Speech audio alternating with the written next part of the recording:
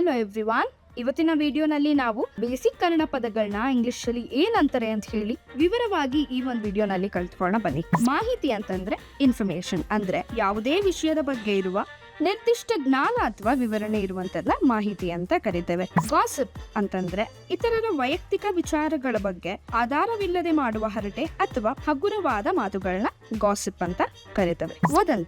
ವದಂತಿ ಅಂದ್ರೆ ರೂಮರ್ಸ್, ನಿಜವೋ ಸುಳ್ಳೋ ಎಂದು ಖಚಿತಪಡಿಸಿಕೊಳ್ಳದೆ ಜನರಿಂದ ಜನರಿಗೆ ಹರಡುವ ಸುದ್ದಿ ಅಂತಂದ್ರೆ ನ್ಯೂಸ್. ಇತ್ತೀಚೆಗೆ ನಡೆದ ಘಟನೆಗಳ ಬಗ್ಗೆ ನೀಡಲಾಗುವ ವರದಿ ಅಥವಾ ಮಾಹಿತಿ, ಇದನ್ನ ನ್ಯೂಸ್ ಅಂತ ಕರಿತೇವೆ.